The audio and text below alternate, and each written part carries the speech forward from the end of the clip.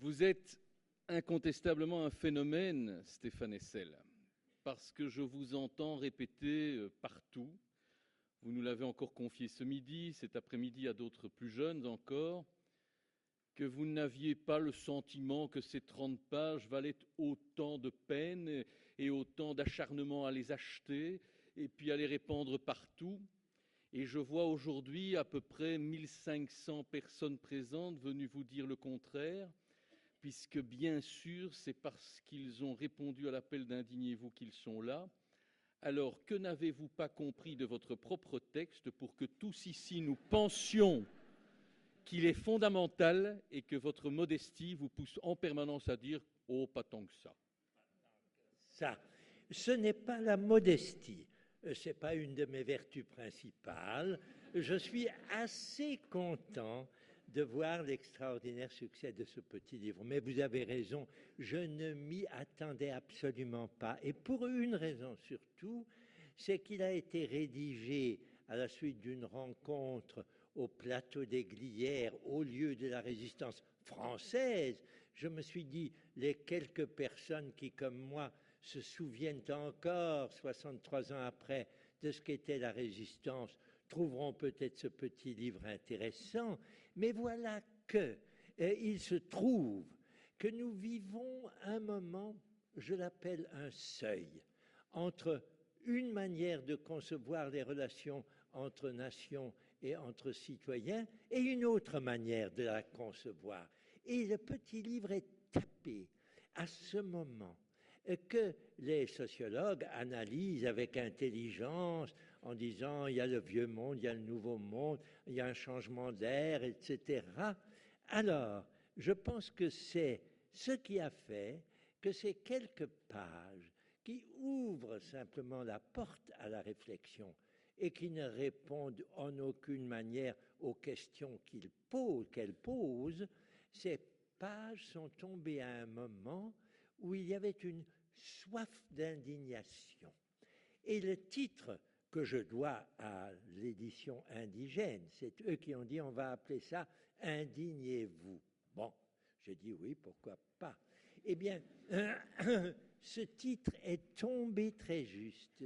Je dois dire, j'en suis impressionné, un peu ahuri, parce que, autant vous dire, cher Kakelberg, que depuis que ça a apparu et que ça a apparu en une centaine de milliers, de millions d'exemplaires, je suis assailli, et pas toujours par des publics aussi merveilleux que celui de ce soir, mais par des journalistes, par des gens, même par des hommes et des femmes qui me disent « Ah, vous nous avez libérés avec votre petit livre ». Je dis « Mais libérés de quoi ?»« Ah ben oui, en le lisant, nous pensons qu'il y a à faire ».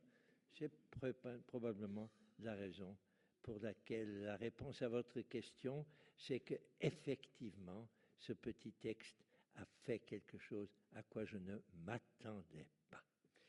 Ce qu'il y a de surprenant et d'encourageant, et peut-être malgré tout un peu de désespérant, c'est que en 1789, lorsque la France, votre pays d'adoption, Stéphane Hessel, pense avec succès pouvoir porter une déclaration des droits de l'homme, elle ne prétend pas encore qu'elle soit universelle. Elle commence par sceller des droits fondamentaux. En 1793, dans ses droits complémentaires, elle prévoit une obligation d'indignation. Elle dit, si la loi opprime, si la loi est mauvaise, il y a un devoir pour le peuple de se soulever. Ah certes, ce ne sera pas très apprécié par les gouvernants qui s'empresseront de la faire tomber. D'ailleurs, en 1948, on ne reprend pas typiquement cette fonction. Vous venez de réinventer, de réhabiliter la déclaration de 1793, Stéphane Hessel. J'ajoute que dans la Déclaration universelle, qui est un texte riche de sous-entendus, car il y a déjà toute la décolonisation qui y est pratiquement comprise, il y a aussi dans le préambule un paragraphe qui dit ces droits de l'homme doivent être appliqués dans un régime démocratique, car si ce n'est plus le cas, les citoyens doivent se révolter pour faire disparaître la tyrannie. Donc l'idée que les droits, c'est pas seulement quelque chose que l'on se souhaite, mais c'est quelque chose auquel on a une obligation, et s'ils sont violés, il faut faire quelque chose. C'est à ce point de vue qu'il me semble que l'évolution du dernier demi-siècle est tellement intéressante, car elle part doucement avec l'article 2, paragraphe 7, la souveraineté des États, ce sont les États qui travaillent ensemble, les citoyens, on n'en parle plus, on avait dit nous les peuples, mais on oublie ça. Et puis, peu à peu, les organisations non gouvernementales se mettent en marche. Peu à peu, on progresse avec des textes de plus en plus ambitieux. Et aujourd'hui, si je prends la 1973 sur la Libye, voilà que tout à coup on nous dit, mais quand un tyran que se met à taper sur son peuple, il faut faire quelque chose. C'est formidable comme progrès. Mais pour le moment, il y a encore beaucoup à faire pour que ça devienne une réalité. Convenons sans doute, et c'est ce qui nous vaut le privilège de votre présence, que votre vie est riche et longue. Stéphane Hessel vous donne le droit à la patience, parce qu'aujourd'hui, vous pouvez nous prêcher les vertus, en quelque sorte aussi, du temps long, en disant ce qui était en 48 un programme, vous le voyez bien, petit à petit, s'étend. Mais l'indignation est souvent fille de l'impatience. Elle a raison, il faut être impatient. Il faut être impatient parce qu'on se rend compte que ce qui était proposé n'est pas réalisé. Mais il faut aussi ne pas laisser l'exaspération, qui est naturelle, l'emporter sur l'espérance, qui, elle, peut nous soutenir encore, même dans les phases les plus dures. Je voudrais, si vous me le permettez, évoquer ici 2 décennies. Ça paraît un peu long, mais l'histoire est faite de décennies. La décennie, la dernière du XXe siècle, souvenons-nous, chute du mur de Berlin et tout à coup, l'opposition fondamentale entre l'Ouest et l'Est disparaît. Le Conseil de sécurité, jusque-là bloqué pour certains problèmes par les vétos successifs des uns et des autres, n'est plus bloqué. Et voilà qu'au cours des 10 années entre 89 et 2000, de grandes conférences se tiennent, celles qui m'intéressaient naturellement surtout, celles de Vienne sur les droits de l'homme. Et voilà qu'à Vienne, on déclare que le droit au développement est un droit fondamental. Formidable avancée par rapport aux relations Nord-Sud. Et aussi, on dit il nous faut un haut commissaire pour les droits de l'homme, c'est-à-dire une figure, ça peut être un homme ou une femme, actuellement c'est une femme, et il y a quelque temps c'était une merveilleuse femme qui est Mary Robinson, l'ancienne présidente d'Irlande, devenue haut commissaire. On se dit en même temps, conférence de Rio de Janeiro, enfin on va s'occuper sérieusement de l'environnement et de l'écologie. Conférence de Pékin, enfin on va faire leur place juste aux femmes. Plus de la moitié de nos sociétés, et attention, les femmes qui êtes dans la salle, à Pékin, on vous a dit, faut y aller, c'est votre rôle maintenant. Autre conférence, Copenhague. Et puis voilà qu'arrive l'année 2000, la fin de la décennie. Et voilà qu'on se réunit à New York, et j'y étais, sous la présidence de Kofi Annan, secrétaire général des Nations Unies. Et on décrit les objectifs de développement du millénaire, une fois de plus ambitieux. La Déclaration universelle, ambition caractérisée, universelle pour tout le monde. Les objectifs du millénaire pour le développement, ambitieux. Et voilà qu'une année après, les tours tombent à New York. George Bush est élu président des États-Unis et on va avoir une première décennie du XXIe siècle mauvaise, très mauvaise, dont nous souffrons encore, avec des dirigeants qui ne requièrent plus notre fierté et notre soutien inconditionnel, avec une guerre en Irak, guerre absurde, avec une guerre en Afghanistan qui ne donne aucun résultat. Bref, ces 10 années sont mauvaises. Mais voilà qu'à la fin de ces 10 années, on élit quelqu'un d'assez curieux. Père kényan, mère américaine, jeunesse en Indonésie, naquit à Hawaï. Voilà un homme, mine de rien, qui devient tout à coup président de la nation la plus importante de notre époque, ou du moins qu'il était encore quand il a été élu. Voyez-vous, ça me donne le sentiment que cette décennie, au début de laquelle je me trouve à vos côtés, cher Kakelberg, et à Bruxelles, centre de l'Europe, est une décennie à laquelle nous devons tous ensemble donner un sens nouveau, bâtir une société mondiale enfin juste, enfin équitable, enfin conforme à ces ambitions qui étaient les nôtres il y a déjà 65 ans. Il est évident.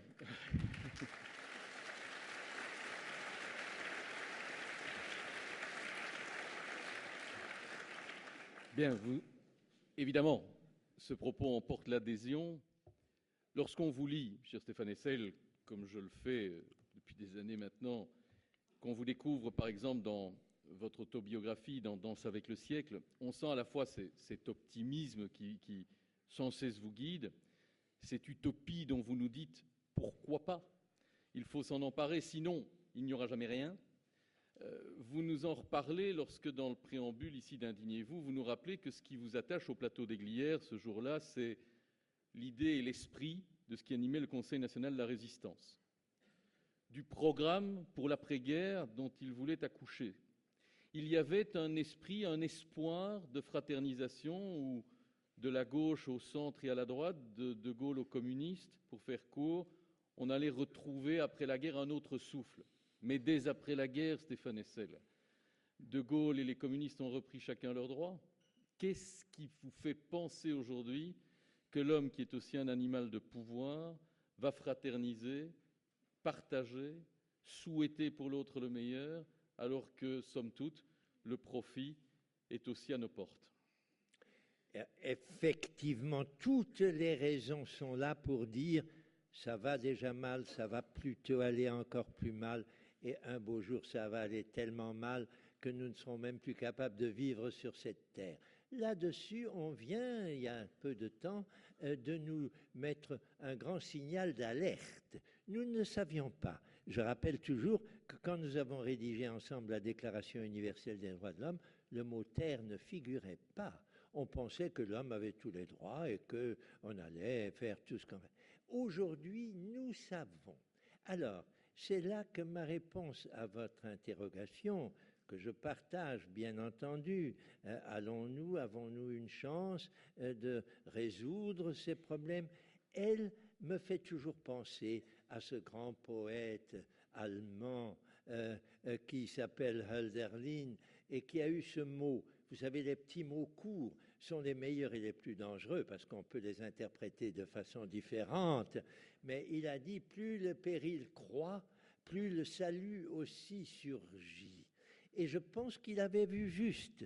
Et si vous voulez, ce qui me frappe dans les contacts que j'ai aujourd'hui avec cette immense assemblée, mais depuis plusieurs années maintenant avec des jeunes, quand on leur dit « c'est possible, ayez confiance », ne soyez pas impatients, vous avez raison, ça ne va pas aller vite, mais ayez confiance, engagez-vous, soyez courageux et vous verrez que les choses peuvent changer. À cet égard, le très vieux bonhomme que je suis peut leur dire des situations qui paraissaient insolubles, un certain Adolf Hitler, un certain Staline, eh bien, on a réussi. La décolonisation paraissait impossible. On l'a réussi. Même la Belgique l'a réussi. Ce n'était pas facile pour la Belgique. Voilà ce qui me fait dire, ça paraît mal parti, ça paraît très difficile, les progrès sont encore terriblement lents, mais ne vous découragez pas. Et la réponse de la part de mes publics jeunes est pour moi très encourageante. Ils réagissent bien.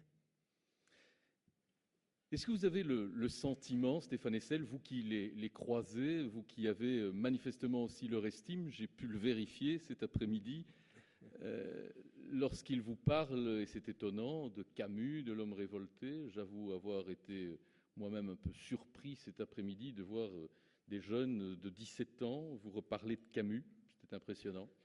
Lorsque vous les voyez, vous les rencontrez, est-ce que vous avez le sentiment qu'on leur a trop souvent à eux-mêmes ou à peut-être à leurs aînés tenu des propos négatifs en leur disant c'est la fin de l'histoire, c'est la fin des idéologies? Est-ce que c'est un peu contre cela qu'ils souhaitent lutter aujourd'hui? Est-ce que votre discours positif est en quelque sorte ce qui leur manquait? Le pendant un peu.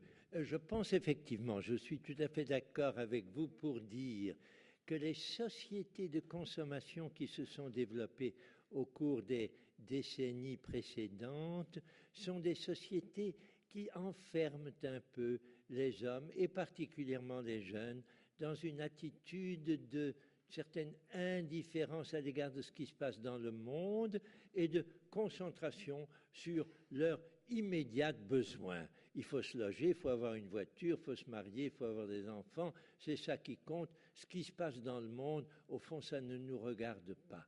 Cette attitude est normale, très répandue. Je dirais que dans toute société, ceux qui échappent à cette attitude et qui vraiment s'intéressent et qui vraiment s'indignent, c'est toujours des minorités, quelquefois des petites minorités.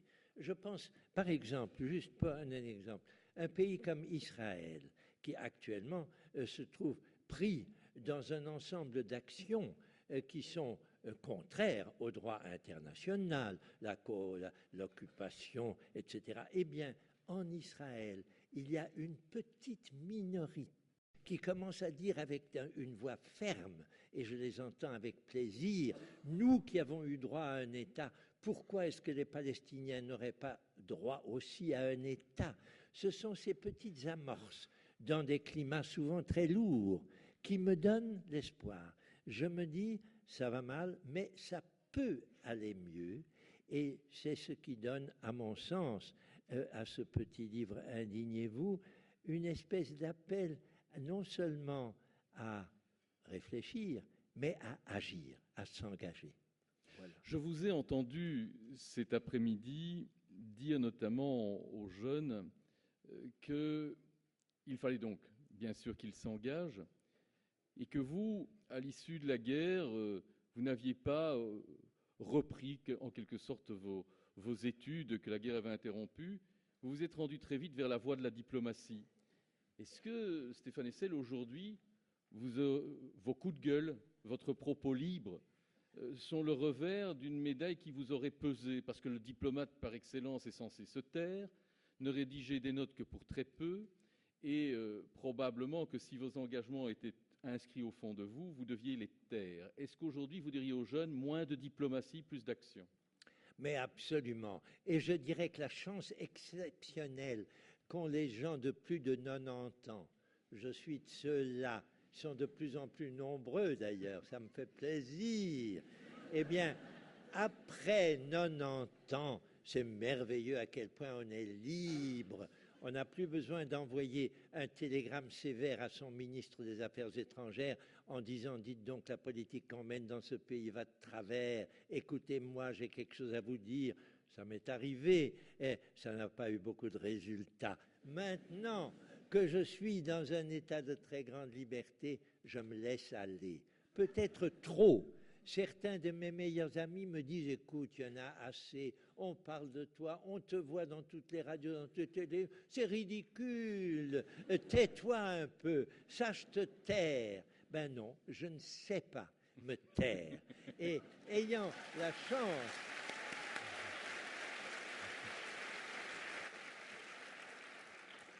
Merci d'ailleurs de ne pas vous taire, Stéphane Hessel. Lorsque on engrange l'idée de s'indigner, encore faut-il savoir, ou de s'engager, comment. Oui. Je vous l'ai posé tout à l'heure, mais je voudrais qu'on ait un peu plus de temps pour y revenir. Dans votre, j'allais dire dernier livre, mais j'ai quelques scrupules, Stéphane Hessel, parce qu'il paraît qu'à peu près toutes les 2 heures, quelqu'un sort un nouveau livre de Stéphane Hessel. Et donc, dans ce dernier que j'ai en tout cas reçu, qui s'appelle Résistance au pluriel pour une Birmanie libre, vous avez un entretien avec Aung San Suu Kyi, un entretien téléphonique. Et vous saluez à plusieurs reprises, vous la questionnez et vous la saluez à plusieurs reprises pour son engagement pacifique, cet engagement stoïque au pacifisme. Malgré les vicissitudes, elle n'en appelle en rien à la violence, mieux, elle dit que son mouvement, et je devine à votre surprise et à votre satisfaction, doit s'ouvrir aux militaires. Alors, l'engagement, l'indignation, pacifique ou non? Grave question à laquelle ma réponse est nécessairement ambiguë. Je pense que dans une situation d'oppression, et il y en a hélas beaucoup dans ce monde, les opprimés ont la tendance naturelle à dire ces oppresseurs ne comprendront que la violence. C'est en nous battant, en envoyant des bombes, en envoyant tout ce que nous pouvons, que nous allons acquérir finalement cette liberté qu'on nous refuse. Oui, mais ils doivent se rendre compte que ça n'a pas le bon résultat. Je pense que les expériences du siècle dernier montrent que la violence, même lorsqu'elle est spontanément compréhensible devant l'oppression, n'a pas libéré les peuples. Je suis très sensible au progrès fait grâce à la non-violence. Je pense naturellement à un homme comme Gorbatchev et la fin de l'Union soviétique. Je pense à un homme comme Mandela et la fin de l'apartheid en Afrique du Sud, non violent. Et je suis frappé par ce que nous vivons maintenant depuis 3 mois, ce qu'on appelle le printemps arabe, et qui est pour nous passionnant, parce qu'on se dit, voilà des citoyens qui se sont dit, nous en avons marre de ceux qui nous oppriment, on va les chasser. Et cette façon non violente, car il y a eu relativement peu de violence, a été déjà pour le moment un succès. On ne sait pas encore très bien comment ça va continuer, mais il y a une chance que ce soit un succès.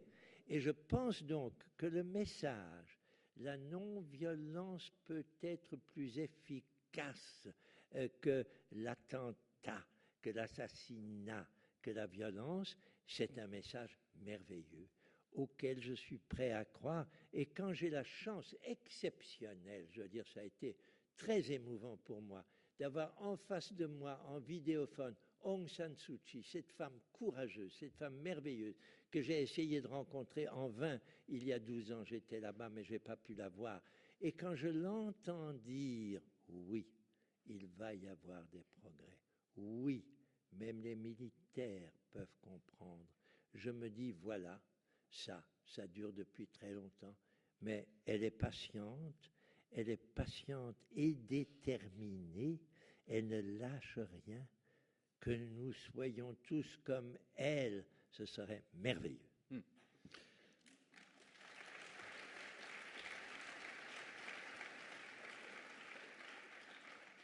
Pour que le petit Stéphane Hessel, à Berlin d'abord, en 1917, 20, 24, 27, et puis le jeune adolescent Stéphane Hessel à Paris puisse percevoir très vite la liberté comme une valeur, le droit à la différence comme une valeur, c'est aussi parce que ce petit Stéphane Hessel a les parents qu'il a, qui lui donnent aussi l'entourage ou l'accès à l'entourage, qui par leur vie lui insufflent en quelque sorte une réflexion immédiate, une perception immédiate du droit à la différence dans toutes ses formes. Mais tout le monde n'a pas cette chance, cette éducation, je dirais ces gènes. C'est un peu abusif, la connaissance n'est pas génétique, mais tout le monde n'a pas ce berceau-là, Stéphane Hessel, même s'il se passait en 17 à Berlin, en pleine révolution spartakiste, et ensuite à l'aube d'une crise qui allait inaugurer le fascisme. Néanmoins, vous étiez quand même, excusez-moi, dans un milieu tel qu'il est rare, précieux mais rare, que faire pour que les autres puissent alors avoir accès aux mêmes conditions de démarrage que vous? C'est essentiel, vous avez tout à fait raison. Le privilège extraordinaire d'un petit Berlinois devenu parisien, d'être entouré de ces gens remarquables de l'époque, de ces Brancusi, Duchamp, Calder, Picasso, et les grands poètes comme Marcel Proust, que mon père traduisait en allemand. C'est un privilège formidable. J'en suis très conscient. Mes privilèges s'accumulent. J'ai probablement un ange gardien qui, entre autres choses, m'a donné une deuxième épouse qui doit être quelque part dans la salle et qui me permet, à l'âge de 93 ans, 94 bientôt, de vivre encore comme un homme parfaitement heureux. Mais vous faites allusion à cette période qui a vu monter le fascisme et ensuite le national-socialisme. Oui, j'ai abordé cette période. J'avais 21 ans quand la guerre a éclaté. Eh bien, oui, 21 ans, 22 ans. Eh bien, j'ai senti que ce qui nous arrivait là était insupportable et qu'il fallait tout faire pour se battre contre cela. Je me rends bien compte que ce privilège d'une enfance ainsi choyée, avec une mère merveilleuse qui disait à son fils « Il faut être heureux pour rendre les autres heureux ». Alors, hein, c'est une grande mission. Bon, j'en ai beaucoup profité. Mais je dirais que ce qui caractérise pour moi cette enfance et cette jeunesse, c'est qu'elle ne m'a jamais mis en position de détester quelque chose. Or, je crois que le terrorisme que nous vivons maintenant a pour base une détestation. Il faut lutter contre la haine. La haine, elle existe quelque part en nous. Il y a l'amour, bien entendu, heureusement, mais il y a aussi la haine. Et si nous laissons percer la haine, nous allons pouvoir détruire ce monde merveilleux, alors que si nous faisons surgir le respect de l'autre, l'amour de l'autre, la compréhension de la diversité des cultures, le grand apport du bouddhisme, la conscience qui s'éclaire, alors nous pouvons espérer être les artisans d'un monde dont nous puissions être fiers. Est-ce que vous êtes choqué lorsque d'aucuns parlent de vieille Europe, d'Europe décadente, d'Europe qui sera bientôt rangée dans un coin de la géographie et de l'histoire, parce que d'autres pôles sont dits émergents? Est-ce que pour vous, demain, les grandes sources d'indignation et d'évolution viendront d'ailleurs ou d'Europe? Alors, je suis très, très profondément européen, d'abord parce que c'est là que je vis, et quand je suis à Bruxelles, je suis encore plus européen. On ne peut pas ne pas l'être. Et ce que je souhaiterais à mes amis belges, c'est que s'ils ont quelques difficultés à se trouver un gouvernement, c'est pas très grave, qu'ils aient au moins un enthousiasme européen. Et pourquoi? Alors, j'estime que l'Europe a quelque chose qu'on ne trouve pas ailleurs, c'est son attachement profond aux valeurs du droit.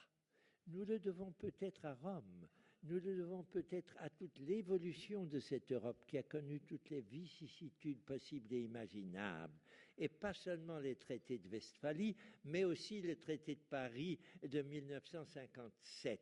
Nous sommes co-responsables en tant qu'Européens d'une façon de considérer l'homme qui est probablement spécifique et qui est éclairante et qui est nécessaire et qui peut avoir un impact universel. Donc, soyons pleins d'attention pour ce qui se passe en Chine aujourd'hui, très intéressant, en Inde aujourd'hui, au Brésil aujourd'hui. Oui, oui, très important. Mais ne perdons pas de vue qu'en tant qu'Européens, nous avons quelque chose de spécifique à apporter. Et je serais très heureux que nous ayons à nouveau quelques grands leaders européens. Ça me manque. Ceux qui aujourd'hui sont à la tête de la Commission ou d'autres instances ne me paraissent pas à la hauteur de ce que l'Europe peut et doit devenir.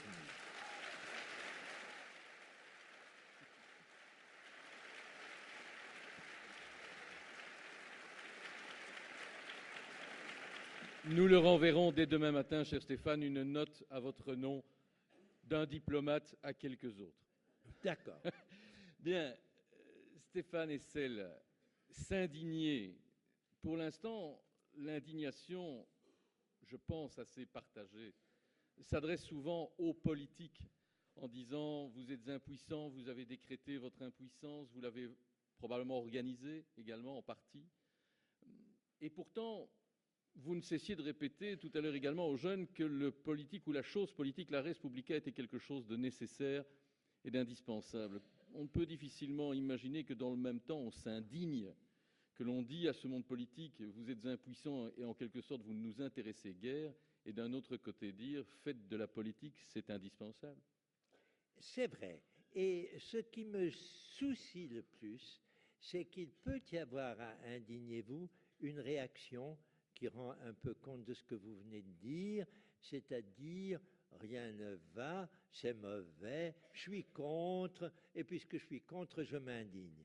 Il faut effectivement lire ce texte un peu différemment et indiquer notamment que ce que nous disons, ce que je dis dans ce petit texte, c'est vous êtes devant des problèmes archigraves à résoudre. Indignez-vous que ces problèmes ne soient pas abordés comme ils devraient l'être, mais sachez aussi que si vous voulez que ces problèmes soient abordés avec intelligence, il n'y a pas deux manières de s'engager. Il faut s'engager dans la politique. Et la politique dans nos démocraties, ce sont les partis politiques. L'abstention aux partis politiques est un crime dont vous ne devez pas vous rendre responsable. Vous pouvez avoir toutes les critiques que vous voulez à l'égard des partis politiques individuels. Celui-là, ils sont mauvais, ils ne font pas ce qu'ils devraient. Mais vous savez avec Churchill, qui est quand même un de mes maîtres, que la démocratie est un mauvais régime, est le pire des régimes, sauf tous les autres, et que nous n'avons qu'une façon d'essayer de faire progresser ce qui nous importe et de faire disparaître ce qui nous indigne, c'est de donner à nos démocraties la force dont quelquefois elles manquent, parce qu'il n'y a pas suffisamment de citoyens formés à être de vrais citoyens politiques. Je crois que cette nécessité-là, elle figure quelque part. Peut-être n'est-elle pas exprimée avec suffisamment de force dans « indignez-vous », mais alors il n'y a qu'à lire le suivant « engagez-vous » et vous y trouvez la réponse.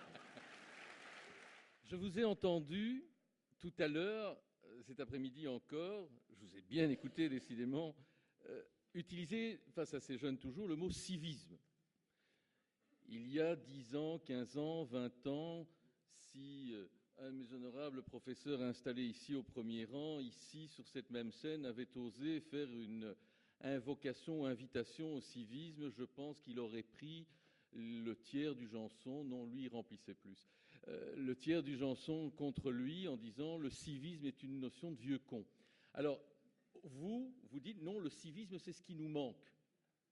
Comment réhabiliter ce mot ? Alors, il me semble que le mot civisme que nous héritons, il est romain, mais il a un antécédent grec, la police.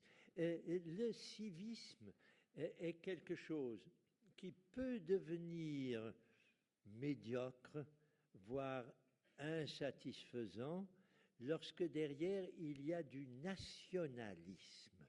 Le civisme, lorsque il porte le drapeau avant tout, et lorsqu'il dit c'est nous, c'est nous, c'est nous les citoyens de ce pays, de cette ville, de cette communauté, nous sommes ceux qui avons tous les droits, là il devient dangereux. Mais dans un monde où les problèmes ne sont plus des problèmes locaux, sont de plus en plus des problèmes internationaux, des problèmes mondiaux, Le citoyen du monde est une nouvelle génération.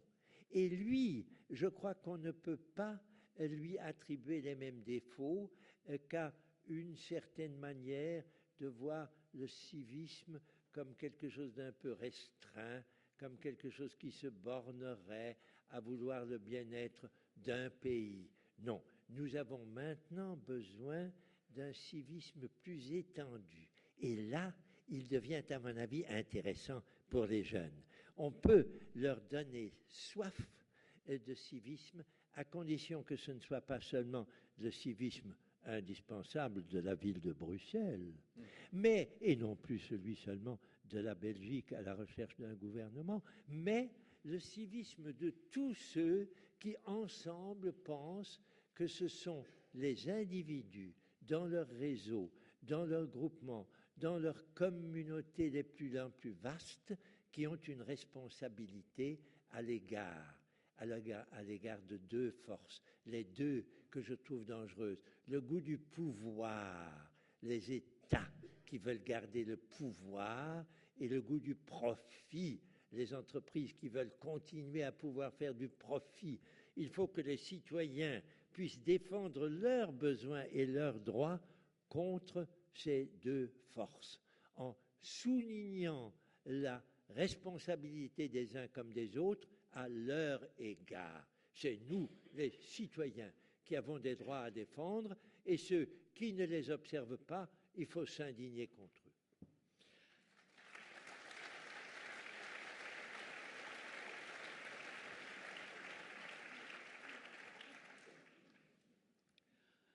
Il y a autour de nous une série de symboles, l'université bien sûr, ce qui l'unit au mouvement de la laïcité en Belgique, ce sont aussi ces flambeaux. Alors la laïcité, on n'en a pas encore parlé par contre aujourd'hui.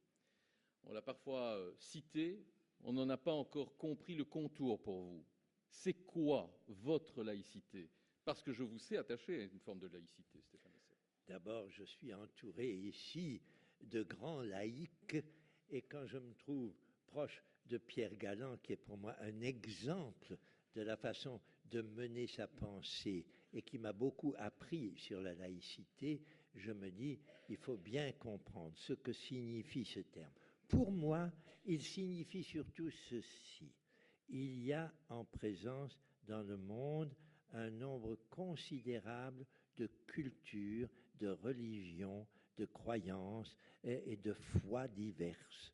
Elles ont chacune leur raison d'être.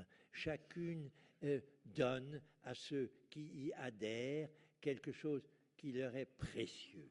Je suis par chance ou malchance un athée. Je ne crois pas dans les monothéismes. Je suis plus attiré par les philosophies, comme par exemple par le bouddhisme ou par les grandes philosophies de la Grèce ancienne. Pour moi, des déesses comme Aphrodite, Athéna, des dieux comme Hermès, Apollon me sont précieux. Mais j'ai le plus grand respect pour ceux qui ont une religion et une foi. Mais je leur demande une chose, n'essayez pas de faire du prosélytisme, n'essayez pas d'empêcher ceux qui ne croient pas comme vous de poursuivre leur manière de croire. Et pour moi, la victoire remportée en France en 1905, la séparation de l'Église et de l'État, signifie avant tout que le laïc est un homme de respect. Il demande à être respecté pour ses croyances et il respecte les autres pour leurs croyances. Et il demande que l'État ne soit pas serviteur de telle ou telle croyance, de telle ou telle religion, de même qu'il ne doit pas être serviteur d'une idéologie. La laïcité, pour moi, est aussi une façon de résister à toute idéologie, et la liberté de penser, ULB, nous sommes dans l'université libre de Bruxelles. Cette liberté de la pensée, c'est le nœud pour moi de la notion de laïcité. Est-ce que je me trompe ? Je vous le demande.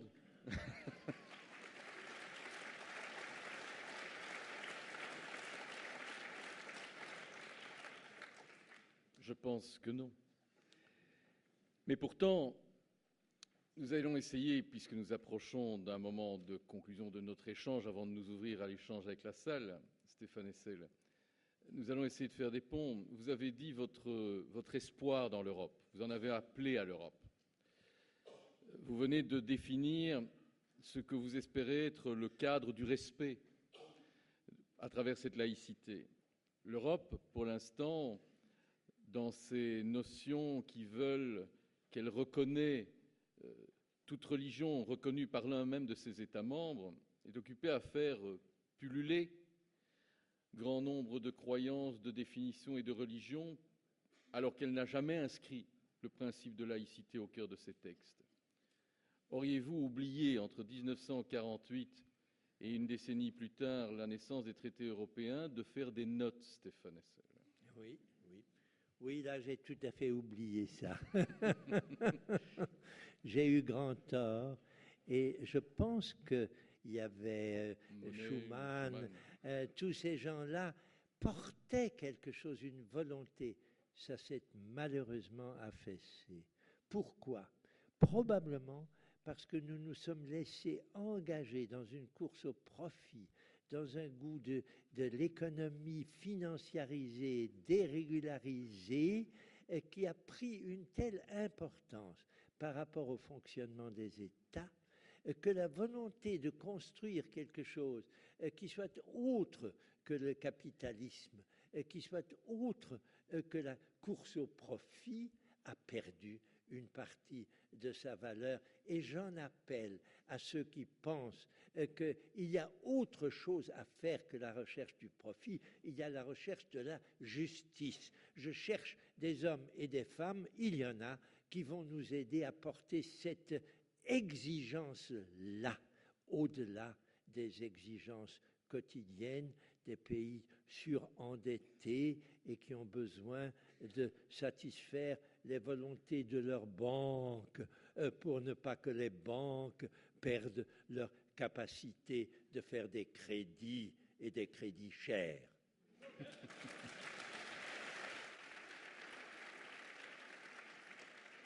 Quelle est l'indignation que vous craignez le plus, Stéphane Hessel? Parce que vous avez appelé à l'indignation et à l'engagement. Vous l'avez dit, on peut s'indigner pour de mauvaises raisons. Vous en avez appelé à s'indigner pour la terre, vous en avez appelé à s'indigner pour la justice sociale. Quelle est alors, par contre, l'indignation que vous craignez le plus? Je l'appelle d'un mot la xénophobie. L'indignation à l'égard de ceux qui sont chez nous et qui ne devraient pas y être, parce qu'ils ne sont pas comme nous, de ceux qui veulent venir s'établir chez nous, mais oulala, on a déjà trop de chômeurs, mettons-les à la porte. Cette recherche d'un bouc émissaire, c'est évidemment la mauvaise indignation. Dès que quelqu'un apparaît comme celui qu'il faut combattre, alors qu'il faut au contraire l'accueillir, là, l'indignation devient scandaleuse.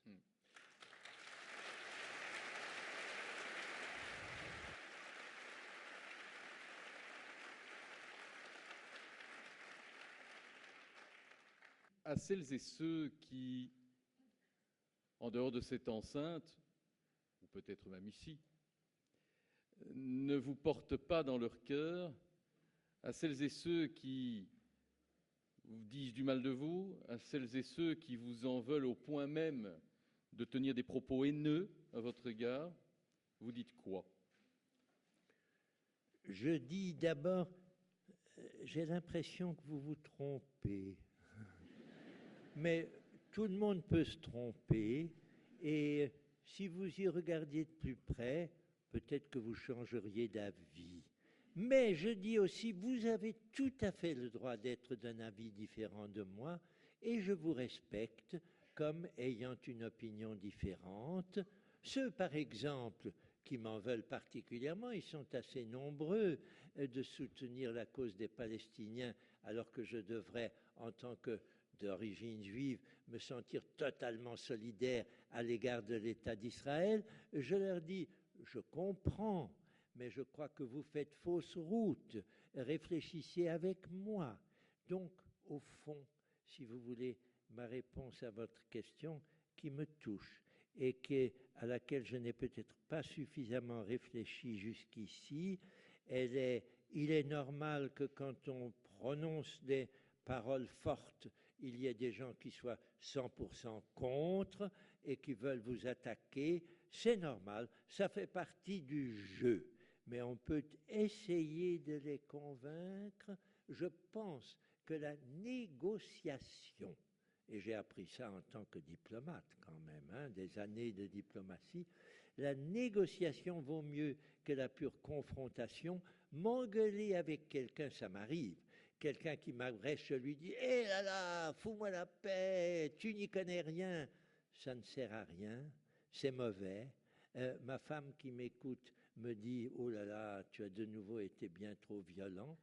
En effet, ce n'est pas la violence répondant à la violence qui me paraît la meilleure façon d'opérer. Il vaut mieux essayer d'abord de comprendre pourquoi il dit ce qu'il dit de détestable à mon égard, enfin de me traiter de détestable, comprendre pourquoi, voir à quoi ça tient, et à ce moment-là, essayer de trouver une solution pour les deux.